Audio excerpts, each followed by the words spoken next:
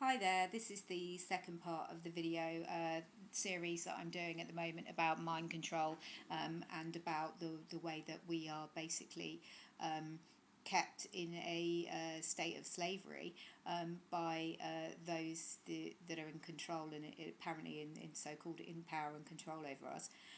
So today I'm going to be talking about something which was actually pointed out to me through a comment on my last video about trauma bonding and about Stockholm Syndrome. So basically, Stockholm Syndrome works on the theory that we actually become addicted to and dependent on abuse when it happens over a long period of time. And we create something called a trauma bond between ourselves and our oppressor or our abuser. There's loads of studies that have been done on this, and certainly it's understood to be something that occurs quite a lot in concentration camps, in hostage situations, and in cults, and in situations where there's been long-term abuse over a period of time. So basically, one of the tactics that's used to create these trauma bonds is something called positive reinforcement and the sweet mean cycle. So you might have a situation where lots of positive reinforcement comes along through doing a certain action. So we see this in animal studies, for instance, where you have an animal that's in a cage and it performs a certain task, like it might be going up a little seesaw, coming down the other side of the seesaw, and then what will happen is treats drop through the cage, which then reinforces that action. And that happens again and again and again and again. So it goes up the seesaw, down the seesaw, and the treat comes through. Then what happens is the animal will go up the seesaw, down the seesaw, and a different reaction will happen. Like, for instance, a small electric shock will be delivered.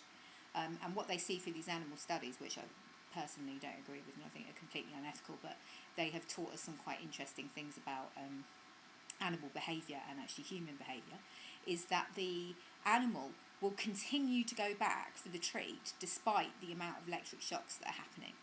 And that can actually be seen in a situation where you might get one positive reinforcement via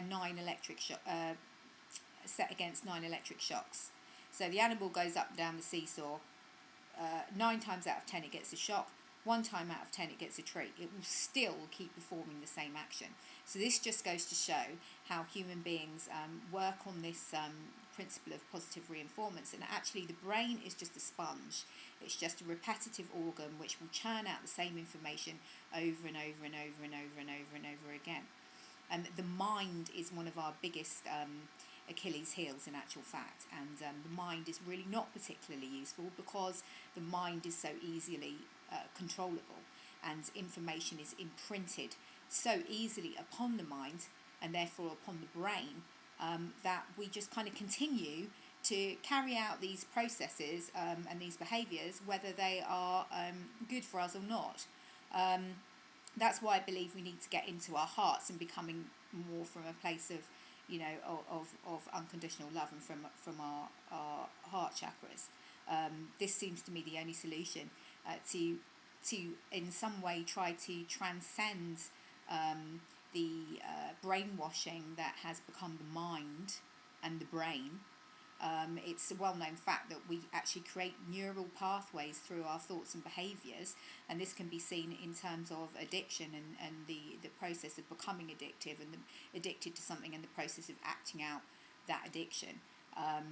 There's an expression that says, the definition of insanity is doing the same thing over and over again and expecting a different result. And that can be seen, if we look back at the animal studies that I was just talking about. So anyway, how do these elites use this? Well, they give us this illusion of safety. This is the sweet cycle. So they're in power, they're in control to look after us. We need them because they are there as our guardians and our caretakers. And they set up these systems that are supposed to help us, like the police force, the NHS, CCTV, all their corporate mates offer us, all these amazing ways for us to spend our slave money. We see this stuff going on all the time, this sweet cycle. They're there to protect us, they're there to help us, we need them, blah, blah, blah. This is a classic case of trauma bonding as far as I'm concerned. So they're creating all this trauma, problem, reaction, solution, all the traumas, all the terrible things that are going on, all the wars, all the false flags, all the things to get terrified about, but they are there as our protector. So we become addicted to and completely dependent on them to look after us and, keep us safe. Which is why you've got a situation now where all they need to do is say, oh, don't worry, there's all these terrible atrocities going on in the world, but, and then we're under attack, ISIS are going to get us, blah, blah, blah, we need to go in there and we need to protect the UK from ISIS. I don't know if anyone's noticed, but ISIS don't seem to really have been doing anything here.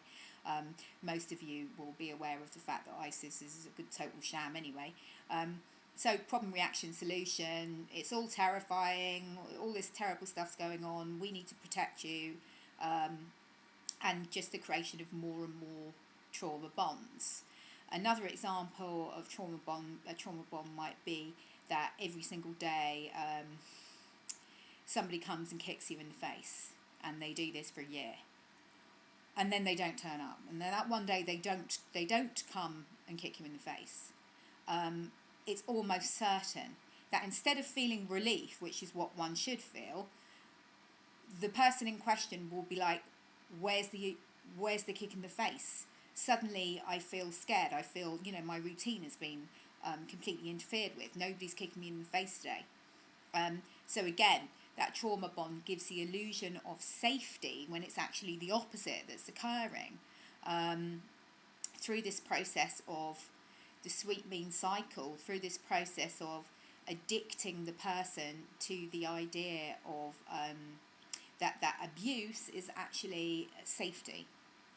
That's why people that have been grown up with abuse in their family will seek out abusive relationships in adulthood with people that reinforce the original idea. Basically, that love equals abuse, love equals control, love equals, all of those negative things instead of what really love equals. This just goes to show how easily it is to control a human mind, and it's the mind and the brain that is easily controlled. The heart is not. The soul is not. The heart and the soul do not lie. Basically, those are where the answers, the truths really lie, when we can get into that place, and there's various means that we can get there through, meditation, through spiritual practice, that we can actually get to what we really feel in our hearts. Because that, in our souls, because that's where these truths lie. And the more of us that wake up to what's going on, the more of us that are able to tap into that heart centre, into that soul centre within ourselves, and then come from that place, the more we're going to be able to turn this thing around. It's at that point, in my opinion, that these trauma bonds are going to fall away, that these people will lose control at this point, and they will no longer be able to exercise their regime, because you'll have a point of critical mass where instead of the collective consciousness believing we need these people to guide us, we need these people to help us, in other words, we need them to abuse us, we need them to control us, we need them to take our freedoms away, which is what's actually happening. Instead of that, through coming from this loving place, through awakening, people will instead realise their own sovereignty, and that actually they are able to make their own decisions about what's right and wrong. We are deep down moral beings. We know the difference between right and wrong. We are born with empathy and compassion. So we understand all of that stuff. We do not need controllers to tell us how to behave and how to act. So yeah, I mean, a lot of people find that very terrifying. The idea that, there's going to be sort of uncontrollable anarchy, blah, blah, blah. That human beings are not to be trusted, that everything will be out of control, blah, blah, blah. And there are those people who are under such severe mind control.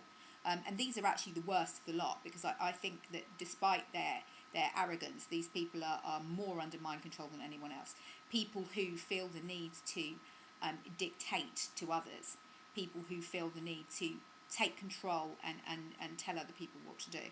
And we see this coming from the top with this psychopathy that comes down from the top.